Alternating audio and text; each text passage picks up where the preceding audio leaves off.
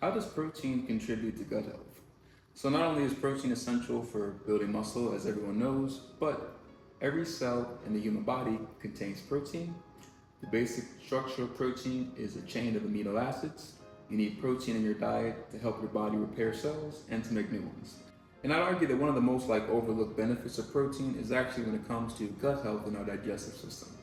So as a quick side note, I'll be using amino acids and protein. So amino acids are the building blocks of proteins, and proteins are long-chain amino acids. So you can think of amino acids as just like building blocks, and then protein is a combination of those building blocks. Anyways, one of the main ways that protein helps the gut is when it comes to a gut barrier that's created by protein. Specifically, protein can help create a barrier that prevents harmful substances from crossing into the bloodstream, and in addition, this protective wall, so to speak, helps prevent inflammation and helps maintain optimal gut health. And even though it may not look like it, protein can actually help increase the diversity in the digestive system. And from the little research that scientists know, and from the research that I did for this video, a diverse microbiome due to protein is associated with improved digestion, immunity, and metabolic health.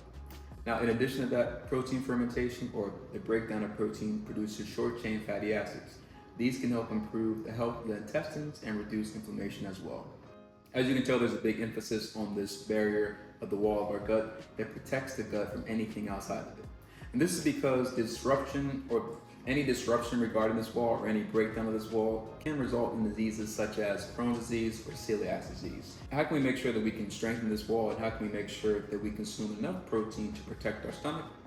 Personally, I take L-Glutamine every day, and here's why. Intestinal lining. L-Glutamine helps maintain the intestinal lining, which ensures that the body can absorb nutrients and protects against leaky gut syndrome. In addition to that, there's also the gut microbiome, which we talked about earlier, helps with diversity and a balance in the gut. So when it comes to inflammation, L-Glutamine can help minimize inflammation in situations of gut mucosal irritation. In addition to L-Glutamine, I also take turmeric, and this has been proven to help with digestion by stimulating the gallbladder to produce bile. In addition, it's helpful when interacting with the microbiota and reducing inflammation as well. So there's a huge pattern of just diversity, protection of the gut wall or the gut barrier, and also protection against inflammation.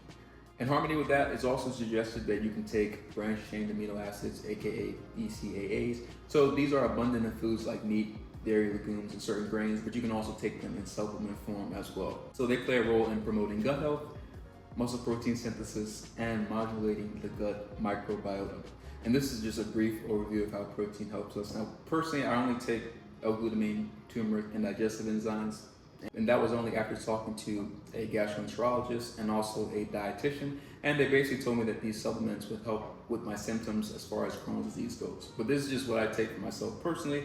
I'm not telling you to take these things. You can talk to your doctor and your physician as well.